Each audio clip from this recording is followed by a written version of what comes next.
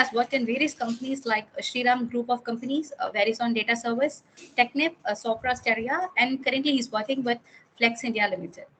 Prasanth has worked in different domains of HR like learning and development, recruitment, payroll, and mobility and performance management. His hobbies include road trips, writing stories and poems, cooking, and reading books. Okay, so that's basically about Prasanth. Over to you, Prasanth. You can take up now.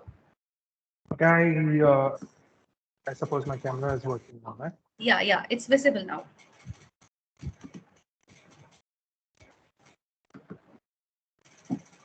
Okay, thank you so much. It was a kind introduction, and thanks so much for giving me this opportunity to talk to your students about self and work management. So before I get started, my name is Prasanth Govindaraj, and I'm working with Flex India Limited as a training manager.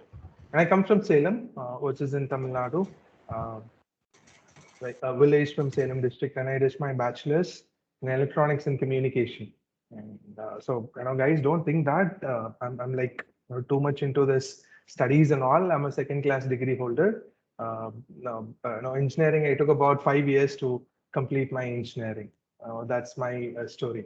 And but of course, there are other skills which is needed and which will help us to shine in our career. And I'm gonna talk about that today.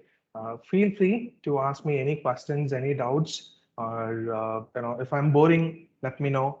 I used to train this corporate guys and students. Sometimes I don't get the pulse of them. So sometimes now I'll be going a little overboard. So if you are getting bored, let me know. I hope you can use the chat box, right, to put your questions, or if you have any doubts, feel free to ask me at any point of time. I'd be happy to answer your questions. And so with that, I'm going to share my screen. Let me know if my screen is visible for you. Give me a minute. And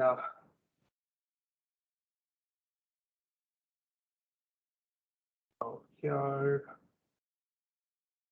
So here we go. I hope my screen is visible. And so we are going to talk about self and work management. Basically, before I get into the topic, I wanted to know if you have any questions in your mind, or if you would like to know something. Maybe before I start, I would like to hear some expectations of yours. What area you want me to talk, or of course, I have PPT. I have prepared something to talk about, but then I would be interested to know what you guys would be interested to listen from me. Yeah. Anything? Anybody?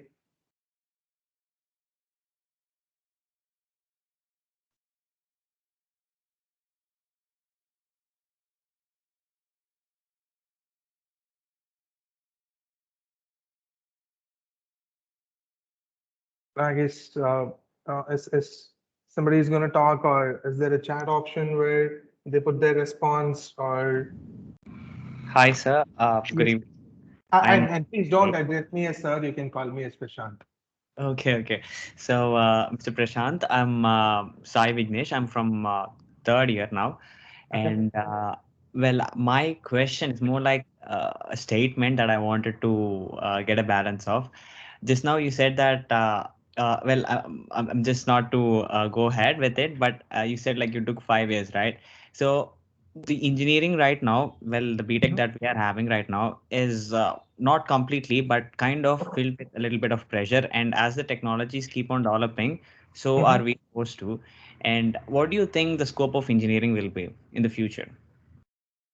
See, As per your experience. the engineering has a very good scope forever. It is something which will never go out. Okay. Yes, of course, it is too many subjects, and it creates a lot of pressure for us when we go through that studies. But of course, nowadays, if you look at it, engineering has a different specializations like artificial intelligence, like data analytics. So there are so many new courses or streams or domains are coming. When I studied a decade before, it was like instrumentation was very new, and uh, There is this biochemistry or biomechanical something that was pretty much new, and opportunities are there. But what I would say from my experience is when we groom ourselves, right? When we go to college, we study. What we do is we study the book and we appear for examination. And then we score marks 70 percentage, 60 percentage, 80 percentage, 90 percentage, or whatever the CGPA is. Or depends on that individual's capability. But that alone is not enough for us to pitch a job and then for us to be successful in our career. Scope, it is there always, but end of the day, it is up to the individual how they are going to groom themselves to grab opportunities and then make use of that opportunities to come out as a successful individual. Whether it is you are going to work as an employee or if you would like to be an entrepreneur as well. End of the day, it depends on how are you going to use the uh, knowledge which you are gaining from your 4 years of studies. For example, um, see, I studied electronics and communication, and I've studied some electrical subjects, mechanical subjects, mathematics, chemistry, physics. And right through my 4 years of my college days, I always had this question: where am I going to use all this? Why am I studying? I'm an electronics guy. Why am I studying mathematics? Why am I studying chemistry? Why am I studying physics? But it's the fundamentals. It's the principle of how something is working. That is very much important for you to be successful in any corporate, or even if you are going to become an entrepreneur at some point of time in your life. And understanding that fundamentals is very, very important. Yeah, of course, I'm not the right guy to talk about it, but then I have interviewed a lot of freshers, and then always I had this thought in my mind that no, probably if I would have studied, if I would have put some more effort during my college days, my career would have been in a different scope. So that's there. Yes, again to reroute, scope is there, and it is up to how we are going to use it. Basics, yes, we need this basics because this is going to help us throughout our career. I'm from HR and I work as a training specialist, training manager, where my predominant job is do train people on behaviors. But for that also, I need physics, I need chemistry, I need to understand how our human body functions, how our brain function. So these understanding is very important for me to teach somebody how they have to behave or how they have to change their behavior. So no, of course, yes. It's there. I hope I answered your question. Sir, may I Yeah. ask a question? Sure. Go ahead. Sir, I am Ajit. I'm also from third year itself. Since you mentioned that you are from HR, I would like to ask you that what, according to you, you think how much value does BTech holds in today's level? Because every third person. I mean, in the meeting in this itself, you might notice that after BTech, everybody tries to do MBA or MS. But Mhm. what, according to you, you think how much value does BTech now currently has in the industry? 50 percentage, 50, 60 percentage of our employees in my organization, which I work for now, are engineers, predominantly mechanical engineers, then followed by electrical engineers, electronics engineers, instrumentation engineers, and computer science and information technology engineers as well.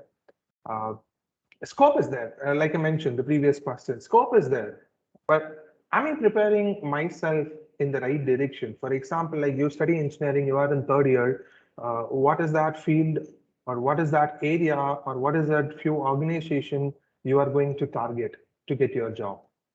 A lot of people study engineering, and the mistake which most of us does is we study, but we are not focused. We are okay, landing up on any job. I just need a job. Now, if that's going to be the case, that's why people started. People who completed their engineering started to work in call centers. For example, like I studied engineering, but I'm working as an HR because I do not prepare myself. I did not prepare myself to land a engineering job.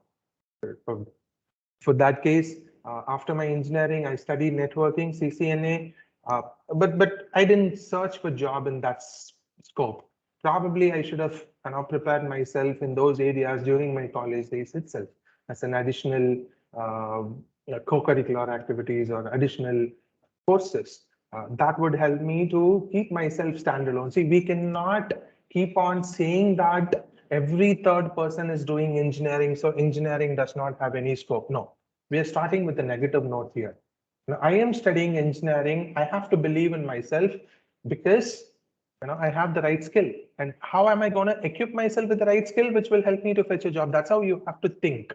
I cannot defend or I cannot blame or I cannot put the reason on somebody that every third person is an engineer. So that's why engineering students are not getting job. No, engineering students are getting job.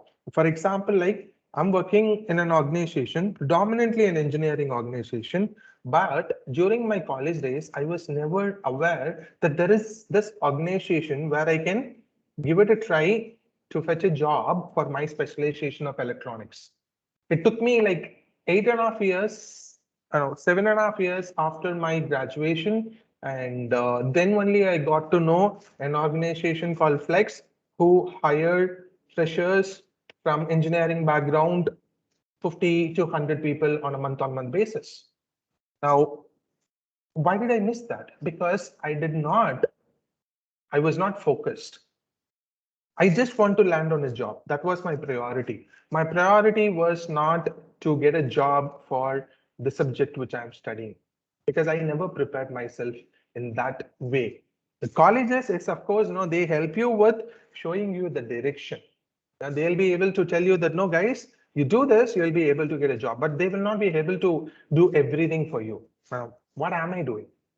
That's a question. And that's a question I ask everybody. Even if I go to interviews to colleges to hire freshers, I always ask them, no, why should I give you this job? You answer that question. And if that answer is giving me a satisfaction, I will hire you. If that answer is not giving me a satisfaction, I will not hire you, irrespective of your percentage of marks. You could score 90%. But how are you preparing yourself to land a job? And that is very, very important. Every third guy, second guy, first guy, no problem. I am going to be the first guy. That's the confidence you should have in yourself.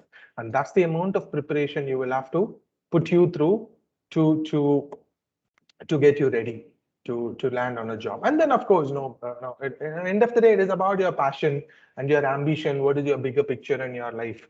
You can go for masters, you can go for MBA, you can go for anything which you wanted to do. You can also do for PhD. But then, end of the day, whatever you wanted to do, you should be focused. You should know why are you doing that. Without knowing that, you go in any direction. After a while you will get distracted. You will again go back to the bottom of the lot, and then you'll be thinking there are every fifth guy is doing MBA, every seventh guy is doing masters. So what am I going to do? Well, that's how everywhere it is like that. Competition is very higher, of course, yes, but am I ready for the competition is the question. And that is where you have to prepare yourself. First 2 years you would have definitely had a lot of fun. Yeah, that should be there. It should be part of our college life. Third year and final year is something we have to devote a little bit of time for ourselves to groom ourselves, which will help us to land in a good job. Yeah.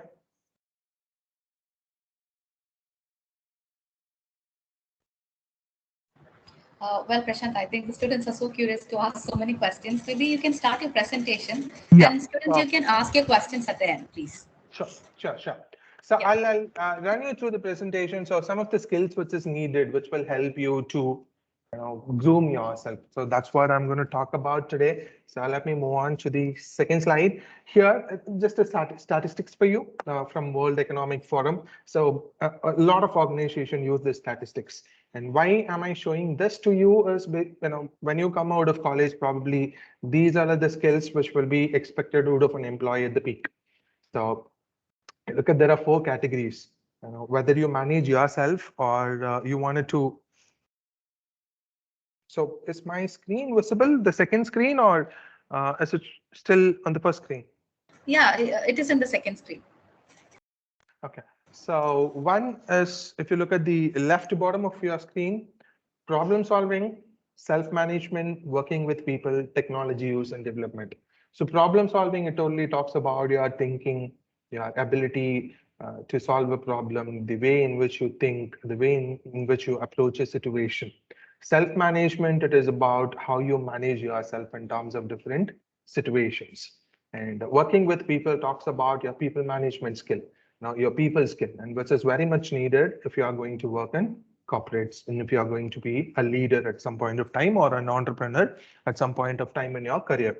And then, of course, technology use and development, which is key because there are a lot of disruptive technologies are coming into the market of late, and how quickly we learn those technology and how quickly we start to use those technology will definitely create a difference.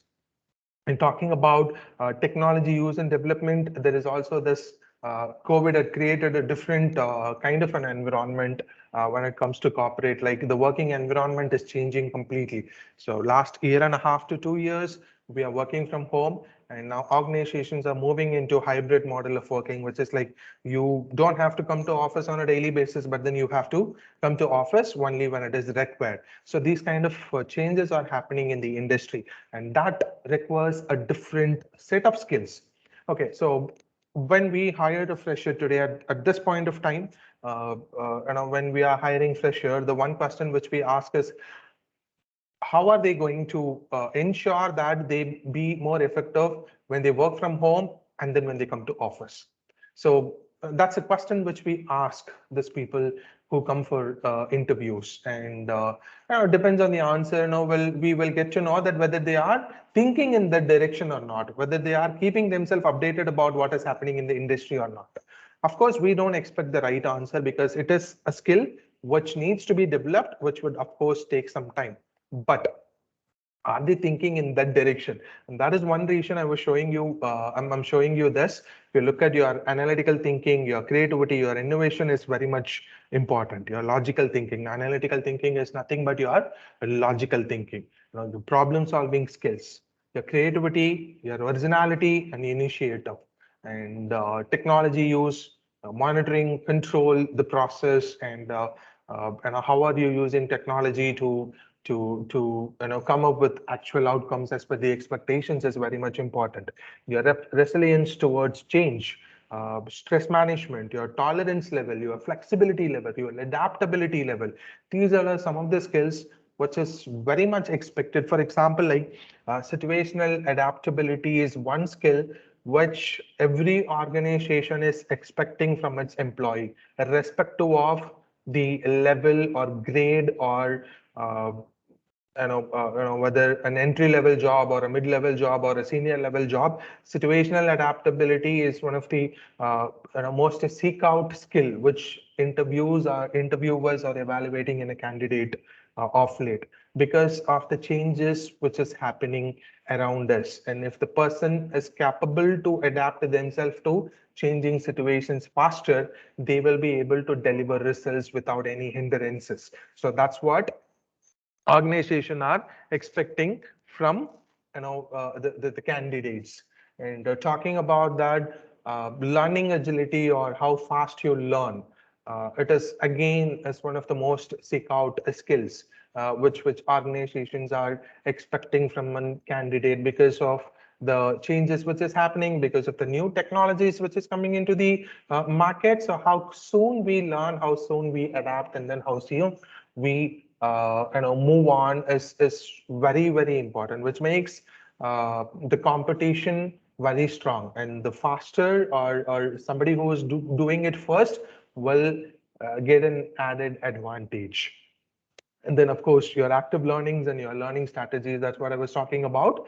Learning agility, or you being an agile learner, and your critical thinking and analysis.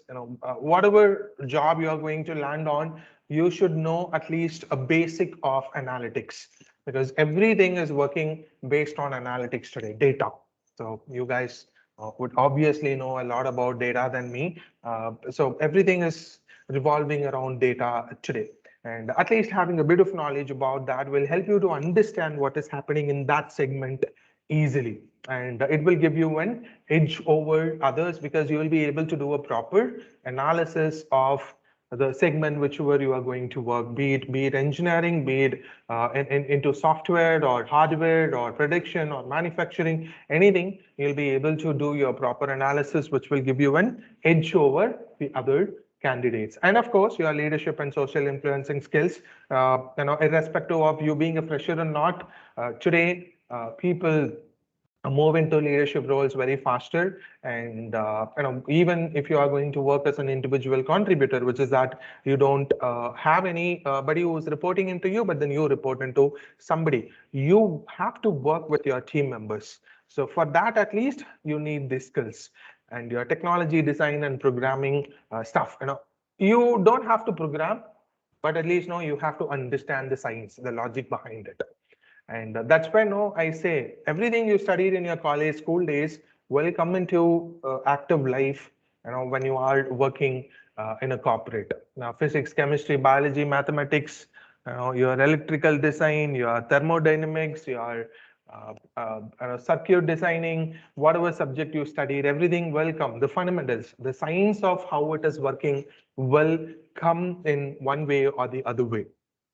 And your reasoning ability, your problem solving, and your ideation, the way in which you think, the way you are being creative, how soon you come up with the idea for solutions. And especially like we prefer hiring freshers a lot. One reason is they come with different perspectives.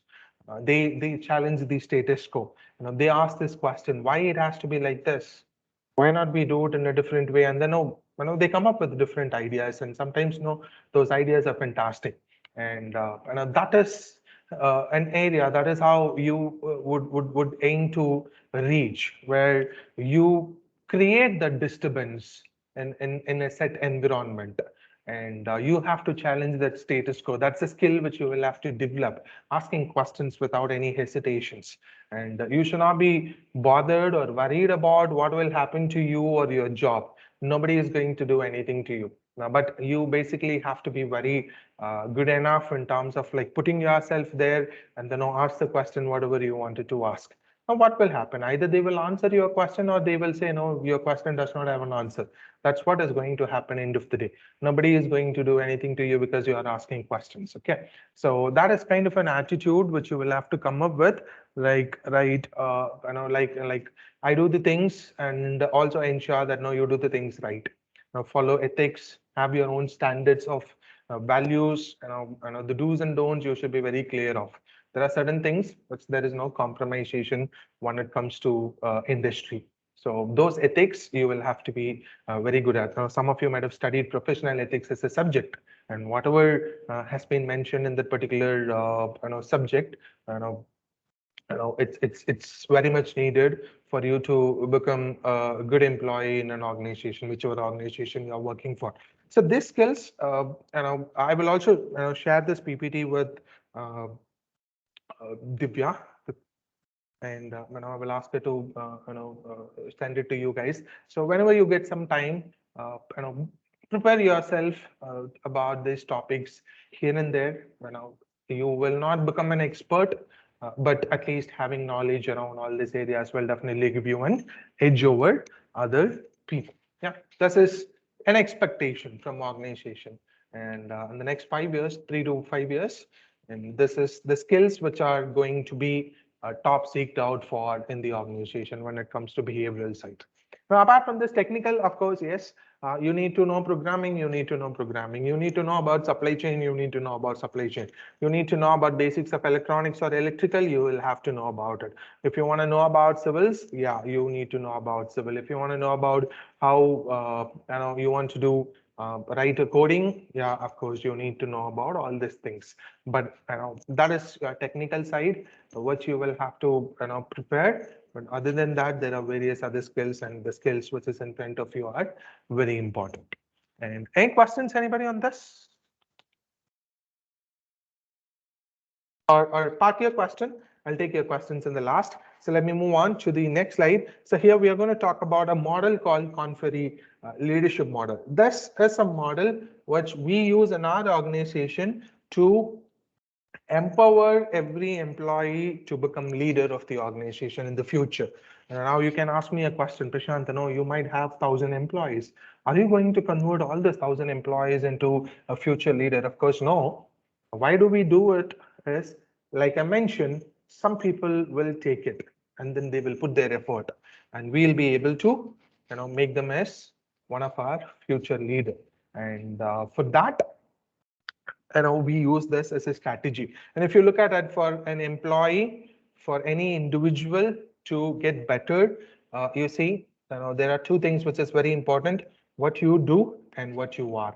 So what you are is in the bottom, your traits, your qualities, who you are, what you bring to the table, and the driving factor for you, your motivation, why are you looking for a job, what is your ambition, what is your long-term goal. So those things are underlying one, which what.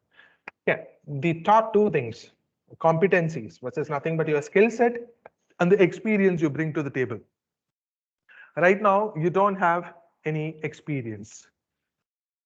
So you will start your career as a fresher. The skill which you have to focus here is on the competency, which is the skill set.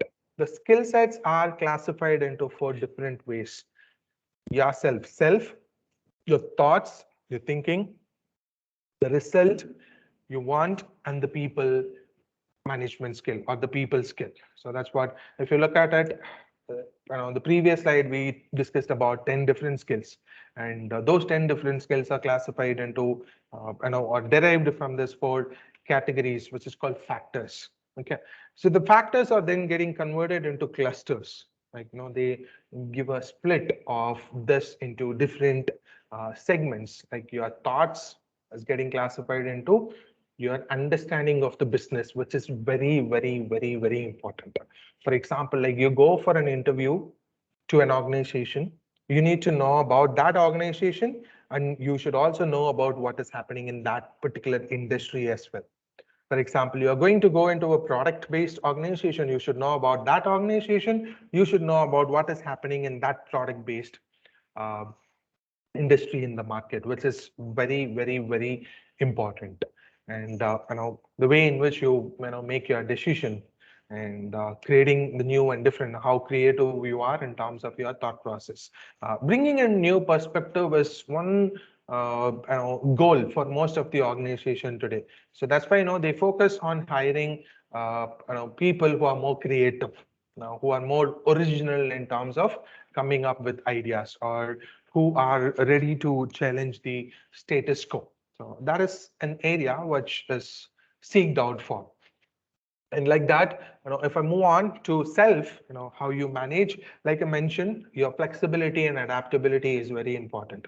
Like when I talk about adaptability, we look for people who's flexible and adaptable in 3 ways: your emotional flexibility, your thought process, which is your cognitive flexibility, and your dispositional flexibility.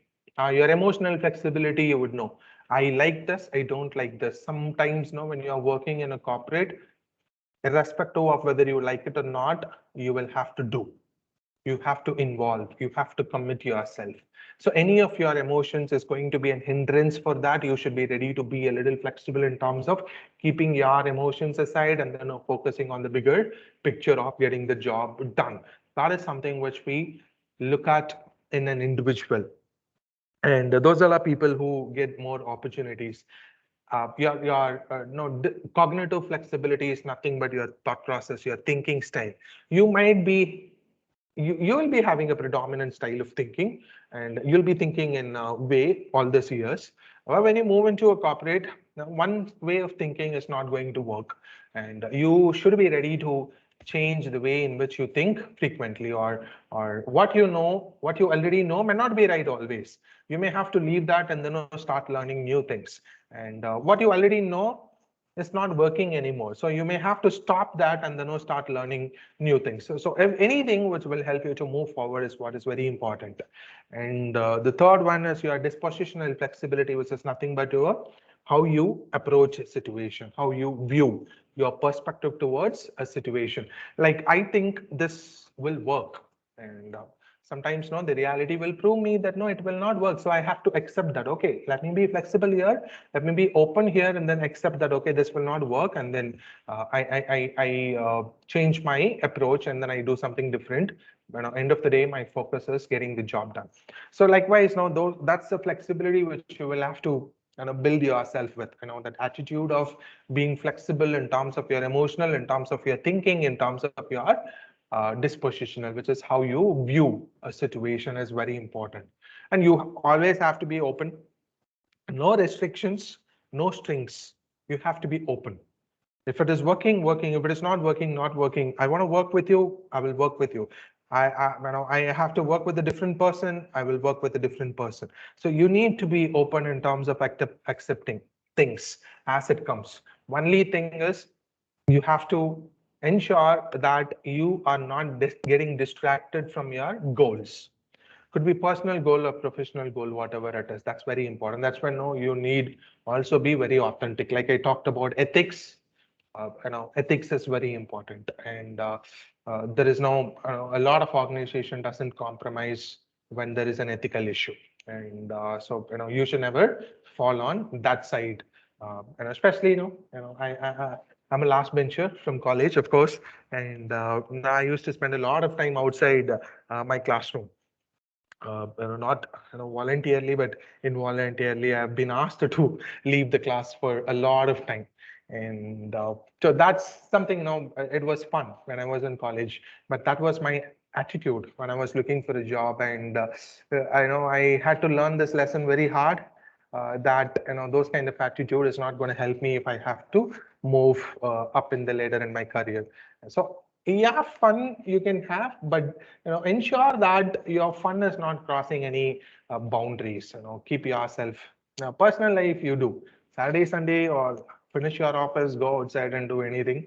But inside office, as long as you are going to work in a place, your ethics should be top notch. Your discipline should be top notch. That is something which organization expect a lot today, especially with all the technology, social media stuff and all. So discipline has been given a high priority now. It was not there, 5-6 years before. I when I was interviewing people, we never gave that much of importance to people's discipline. Now we are considering that also as one of the major factor. So moving on into people, your people skill, you have to upskill yourself with your influencing skill, like how you convince people, and optimizing your diverse talent in terms of like how you can work with others, in terms of like make use of others to get the job done, and your collaboration skill, your teamwork, how good you are in terms of like working with other people. So those three areas. And your research is end of the day now taking initiative, like taking those first step, volunteering is very important. It's again a very key skill for a leader and very key skill for anybody to be successful. People who take initiative get more opportunities. Like for example, like you appear for an interview and somebody is asking you, do you have any question for me? Ask questions. If you have any questions, ask your question. And they have an answer, they will give you an answer. If you don't ask a question, probably they will think I gave him an opportunity, but then he is not utilizing that opportunity. That's how people will think. So whenever you get an opportunity to raise your voice, or to put a question, or to volunteer, do it. Create that habit. And how you execute your work end of the day matters a lot in terms of like how are you going to do your job. So you need to be very clear uh, in terms of your punctuality or time management skill or your planning skill, your prioritization skill. So these are some things which you need to be aware of. At least be punctual, and time once lost is you would never get back. And particularly when you're working in any field, timing is very important. You cannot lose time. And focusing on your performance is, of course, end of the day, how you are going to upskill yourself, which will help you to keep performing better, is an area which you need to focus on. These are all broad areas. Okay. Now this again is getting divided into 38 smaller skills. So I'm going to just show you a glimpse of it, and this is the 38 skill which I'm talking about, the competencies, which is very essential for an individual to perform better. So when you get the slides, spend some time and then look into it. And I would give you one fair advice here: don't try to become expert in all these 38 areas in a very short time. It's not going to happen. It's not possible.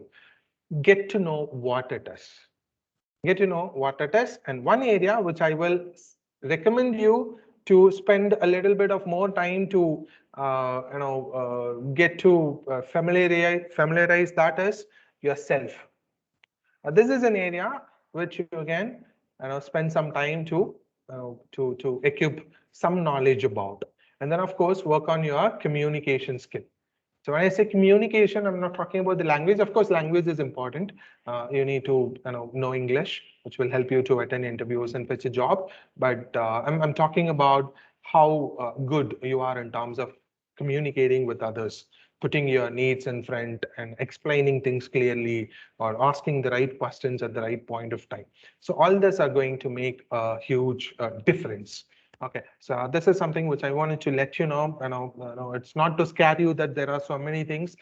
Everything you will learn it on the go, but get to know what is happening in the industry. This is what people are, industries or organizations are looking or expecting from a candidate.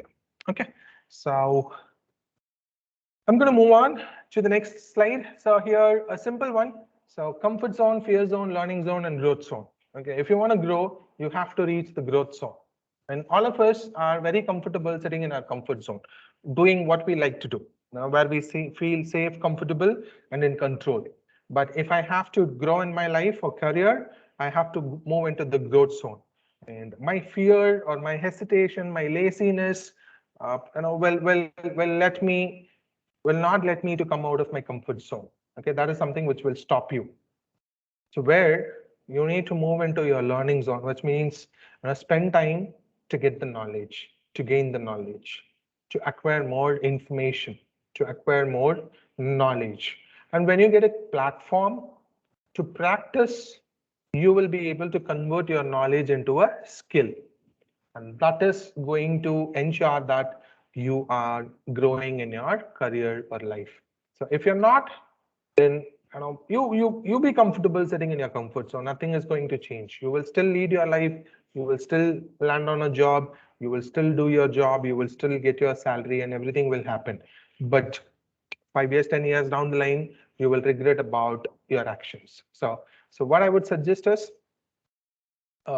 spend some time for yourself, maybe 15-20 minutes on a daily basis, to gather some new knowledge about how are you going to prepare yourself to land on a job, or which job you wanted to get. For example, like you could be a computer engineer or an information IT guy. There are different jobs which is available at entry levels for these graduations. So which one you are aiming to land, maybe pick those 1 to 3 areas and then see what is needed, which will help you to land the job. Where are you today, and what you are going to do to develop that skill, and how are you going to fetch that job. So that's when I'm going to show you a model in which you can do any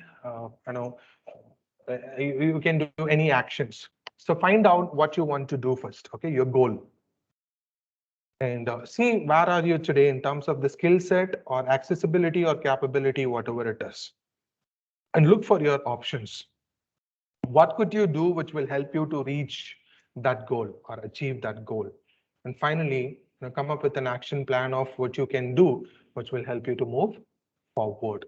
And that is something which you can do. For example, like what do you want? I want to get a job. Okay. So where am I now? I'm at my college. I have this 1, 2, 3, 4 skills. And if I want to get a job, and what could I do is, I can search job in this field, that field, this field, that field.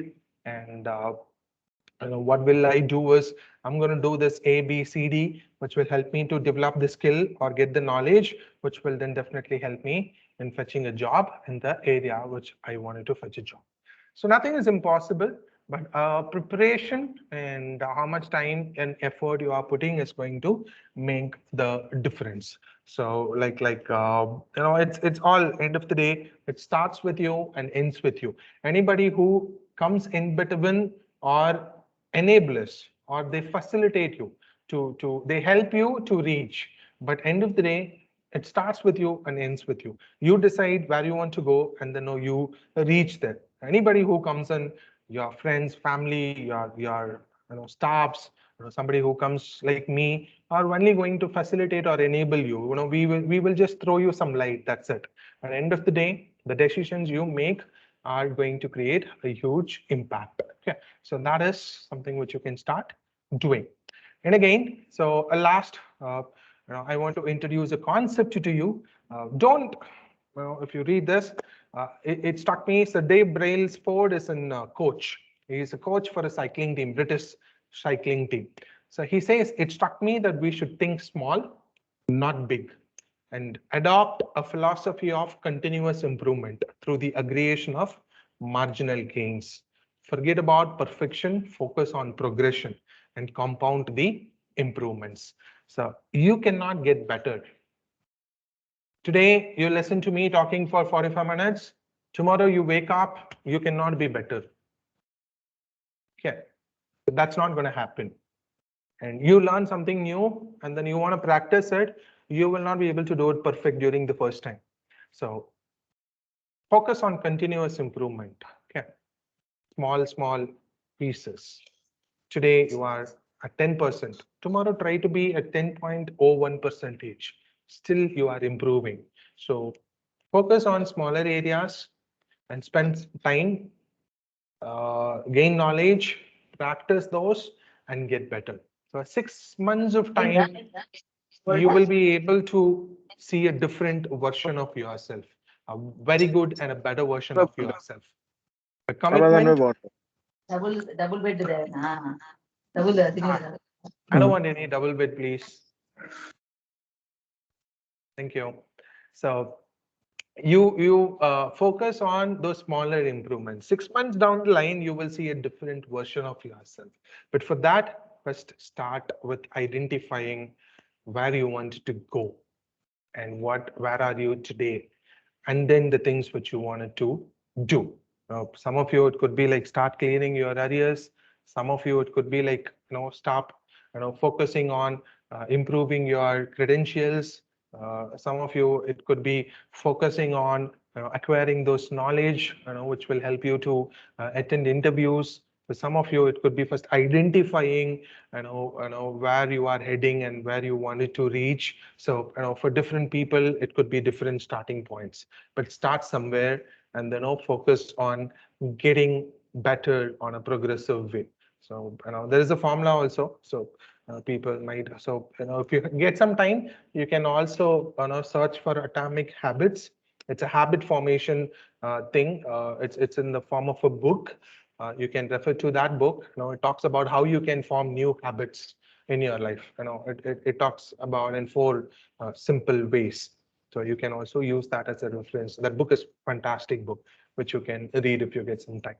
So I wish you all the best and good luck. And this is what I have for today. So with that, I say thank you. I rest my case, and then I'm open for questions. I hope I didn't bore you. I hope I didn't stuff you with a lot of information. I try to keep it as interesting as possible, as useful as possible. So I'm open to take your questions. Okay, the students, if you have any comments or feedback or questions on the session, you can please ask.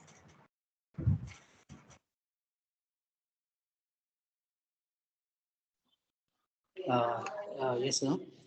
Actually, I would really appreciate for your time, sir. Thank you so much for this session. It actually gave us a lot of insights about how we can excel in the industry. And the session was actually very impressive and very informative. Thank you so much for your time, sir. Thank you.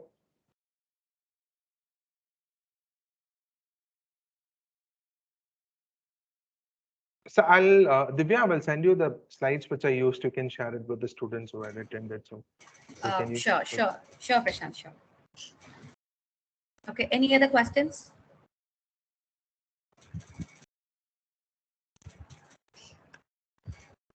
see, like I mentioned, no, it's an opportunity for you to ask question to somebody who is working in industry for 10 years. You can ask a number of questions. I'm not restricting you that you should not ask me this question, that question.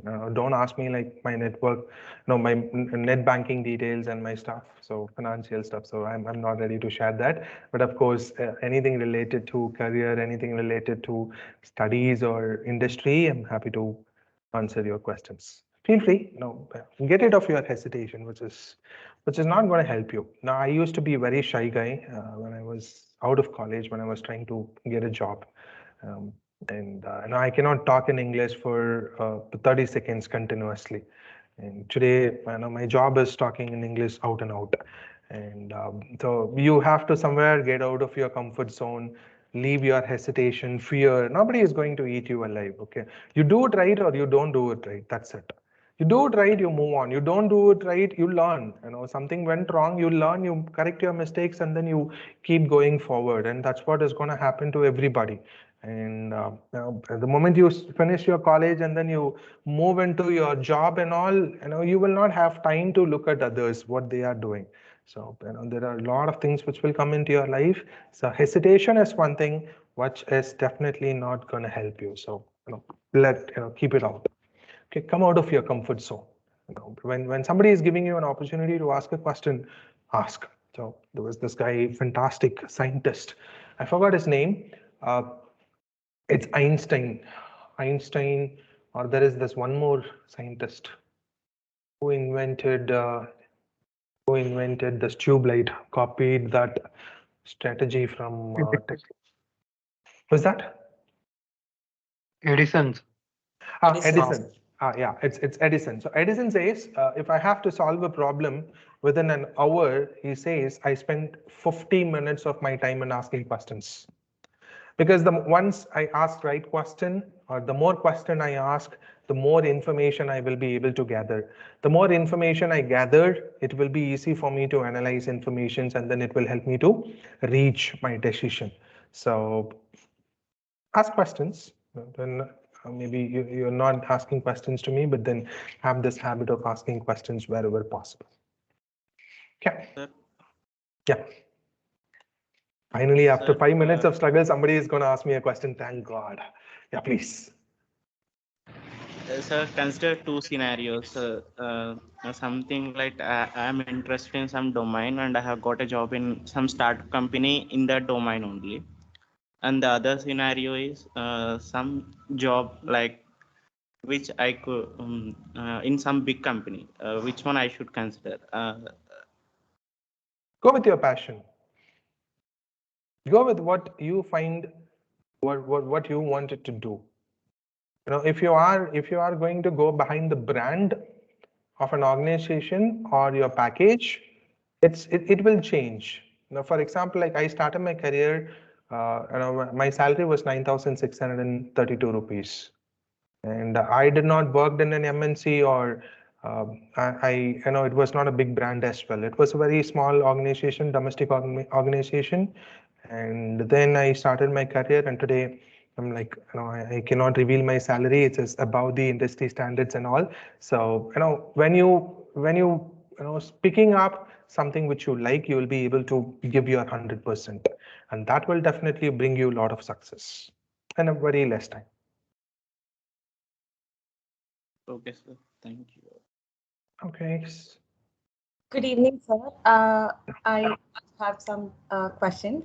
So before you told that you were a shy guy, but now you're able to speak, like you're able to communicate and all. So how did you actually realize yourself so that I can also do this and all? From a shy guy, you overcome your fear and all, and you came up to a stage where you can freely communicate with each other, which many of us cannot do. So how did you realize that yeah, even I can speak well, and is there any situation that actually enlightened you or something like that? See, it was a realization. It was realization. Like I wanted to do this, and this is not helping me to. Me being shy is not helping me to do what I wanted to do. So that realization, and then the moment I got that realization, I figured out that I need to stop doing something which is holding me back, and then I have to start doing the new things which will help me to move forward. It's about realization. And then, okay, you talk. I call myself a shy guy, which doesn't mean that I don't talk with anybody. I talk with my friends, I talk with my family members. But when I could talk with those people, I can also talk with others. That realization again. So I'm a shy guy was an excuse which I was giving to myself. And the moment I realized that that excuse which I'm giving is not helping me to move forward, I started talking to people. So I'm not going to lose anything, but I'm only going to gain a lot of things. So yeah, so you have to somewhere realize that I am shy, or I don't know the language, or I don't have the knowledge is only holding us back. It is not helping us one bit. So we are only losing out a lot of stuff. So I don't want to lose anything. As much as possible, I have to put my efforts, and then I have to keep moving forward, because I know there are a lot of people with whom I'm competing. And if I want to be successful, then I have to put my efforts. I have to get out of my comfort zone. That's what I'm still keep on telling me on a daily basis. Because if I lose out, I go back to the shell, and it takes time for me to come out. So consciously, I put that effort to to to ensure that I do the right things to move forward. Sir, achieve, sir. I mean, if our economic condition permit, will it be better to complete master degree before getting a job, or I mean, trying a job for some time and trying to get master degree after doing job for some time? No, I didn't get your question properly. I mean, sir, many engineers after they completed their BTech, sir, many people try to do their MBA or MTech, sir. Okay. Okay. So if you are going to ask me, if you are asking me like immediately after my UG, should I go for PG, or should I work for some time and then go for PG? It depends. It depends. If you could afford, if you wanted to do, if your ambition is doing a master's, then go for it. Or doing a master's, if you think that it is going to give you an edge over at a later point of time, then I would suggest get some industry exposure, and then you can go for your master's. But it depends on your ambition. End of the day. Okay, sir.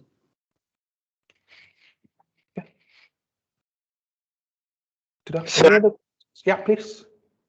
I have noticed through your intro that you have worked with many companies. I just wanted to know the strategy. Why did you work with those many companies? Like, why? Just curious. Exposure. Okay. See, there are multiple factors. No, to be very honest, there are multiple factors. One is, if you looked at my profile, I worked with a domestic company. I worked with a finance background company, and communication based company, an oil and gas based company, and an IT company, and then now I'm working with a production electronics manufacturing company. Basically, I choose industries, for exposure, and so that's one reason I move into different industry. I don't run behind brands. Most of the organization I worked for, a lot many people do not know those organizations. So I don't go behind the brand. I kind of like I'm on a lookout for different things. So I work in different segments, industry segments. And, so 10 years, five, six companies is a big thing.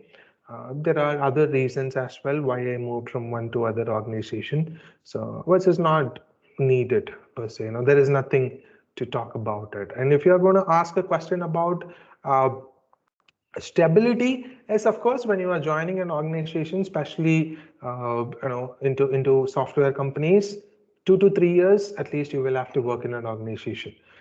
3 years, if you're not getting promoted or if your roles and responsibilities are not getting changed, then you may have to look out for a job outside. So 2 to 3 years you can work in an organization and then you can move on. And the importance which was given to stability, like someone has to work in an organization for 4 to 5 years, it is going away. Now people are very much focusing on the skill which that individual is bringing to the table, not the amount of years of experience which they are bringing to the table. The change is happening, and it will take another 5 6 years, and I hope it will get out of the system.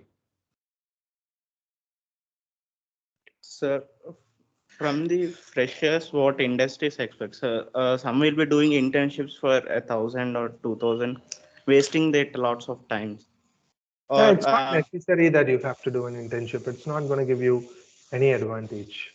In my experience, it is not giving an advantage. The organization I worked for, I can talk from my experience only. Doing an internship doesn't hold any advantage. It is for you to gain that knowledge. That's it. That knowledge you will have to use during your interview. For example, you are going for an internship in uh, X company, which is a production company. Then you have to search for job in those kind of organization. You should not go for a production company internship and then try for a job in a software company, and it's not going to make any difference. It's not going to do anything. So internship, yeah, internships are good, in one way, because it will give you an exposure of how an organization will be. That exposure is always good. But if you are going to ask me that, will my internship fetch me a job? 90% I would say no. Okay, sir. That's what many of my friends are doing internships. So. You can do for exposure, of course. I would not say no, don't do it at all. Do it for exposure. Keep your expectation only to exposure. And I get to work in an organization, I get to see the culture of an organization, I get to see how people are working in an organization. But don't do internship thinking that you will get a job. End of the day, getting a job is purely based on how are you performing during that interview. And that is something which you will have to do by your own. So also, will they expect these basics of this BTech or some technologies they have learned in this? As like, a fresher, sir, for example, an X company is coming to hire for a software engineering job or some web development type of work. Will they look for that basics in the BTech, or they will look for the projects they have done, or the number of technologies it has learned? On what basis it will depend? Sir? Basics. For example, like you are a software engineer, basics of software engineering, C or C++, or what is coding, or how do you write in coding. So those kind of things is what they will expect. They will not expect you to write a development. They will not ask you to write a program which will help you to develop a web page. No, that is an added advantage, of course. And then your basic, this aptitude and those stuff is, and then now how you approach that interview.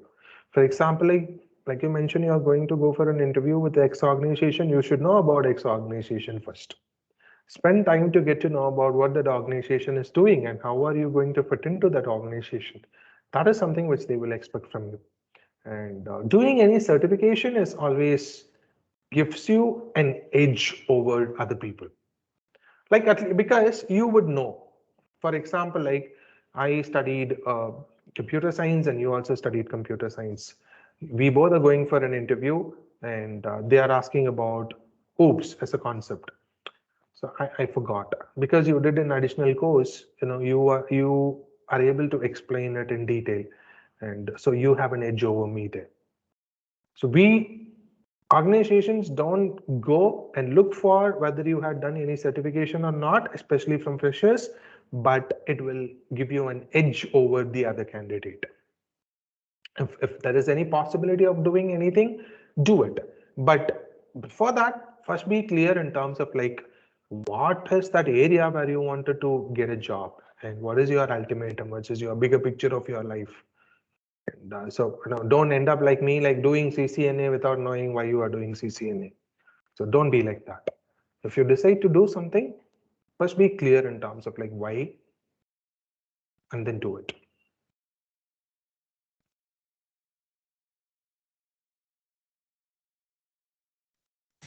Prashant, there's one question in the chat box. Some tips on negotiation skills. Oh, so it's a big topic. How do I? It's a big topic actually. Let me see if I have something. Give me a minute. Okay, so.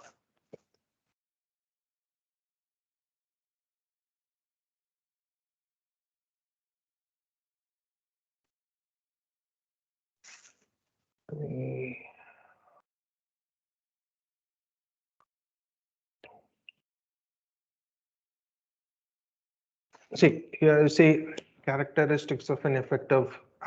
My screen is visible, right? Yes, sir. Yes, sir. Yeah. Okay. So they should have clear-cut goals and objectives. Why are you going to negotiate? What are you going to negotiate?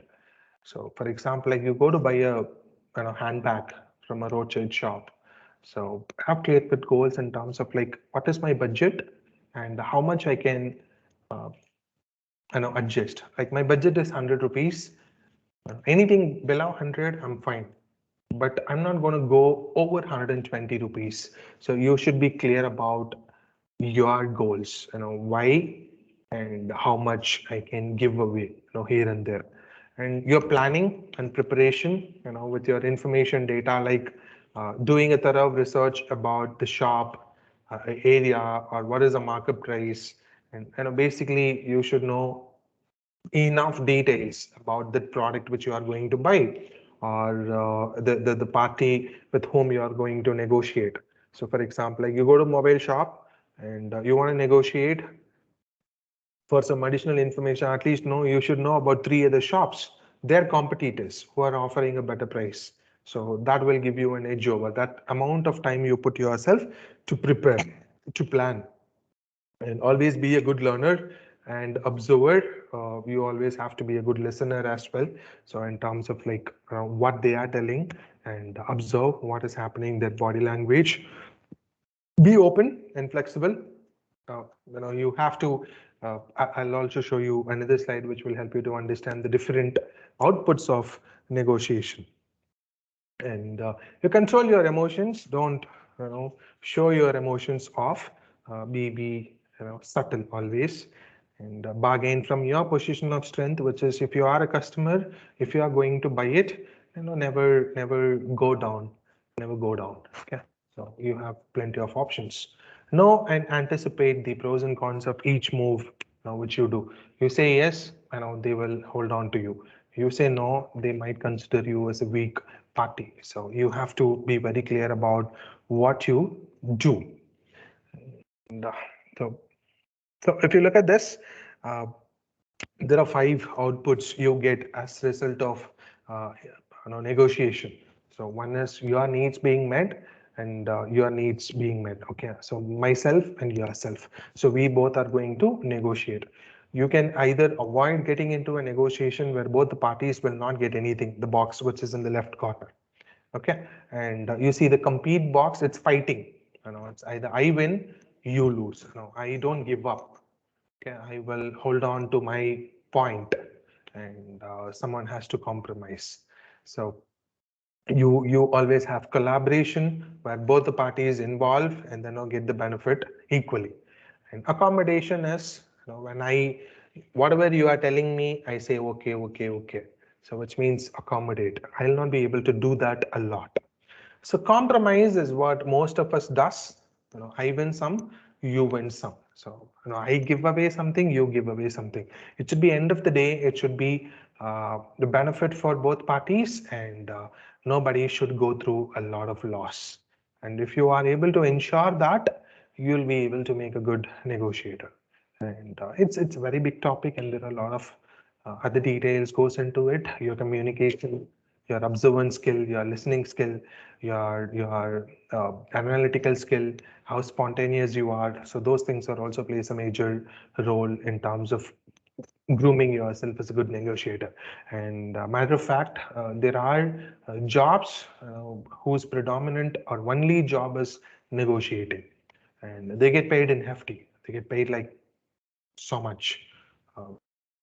There are jobs like that as well. If you are aiming to groom yourself as a negotiator at some point of time in your career. Yeah, I think I have, like I mentioned, it's a very big topic. So I'm able to show you only this. I think that let's come to the end of the session, because I know we'll have a lot many questions, but maybe we could organize one of the session with like physically when everything goes normal. Okay, so now I would like to request Purnachanda Rao to give the vote of thanks. Good evening, everyone. I'm Purna, and I'm here to present the vote of thanks for today's industrial talk. I would like to express my gratitude to our speaker, Mr. Prasanth, for enlightening us with his knowledge. Today's lecture was full of knowledge and interesting things.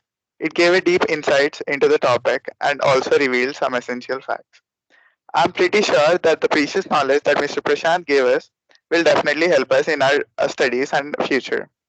Hence, again, I would like to thank Mr. Prashant for taking time from his busy schedule and enlightening us with all the PPTs and knowledge. Thank you very much, sir. And a special thanks to our coordinators, Dr. Divya Meena, Dr. Sheila, and Dr. Sudha ma'am, for organizing such a fantastic session. Finally, I would like to thank all my students and fellow friends for attending this session. Thank you, one and all. Okay, thank you so much. Prashant, thank you so much for taking up your time and going beyond what is required. You indeed really went way beyond. And thank you so much, Prashant. That was really a wonderful session. Yeah, Thanks so much. All the best, guys. All the best. Do good, and hope to see you at some point of time in my career. So yeah, and I don't know. I will not remember you because I didn't see any of you. But then, if you come across me at any point of time in your career, say hi. I'll be happy to know that. Keep yourself safe and all the best. Do good. Now enjoy your life. Thanks. Thanks so much. Okay. Thank you. We'll wind up the session now. Sure.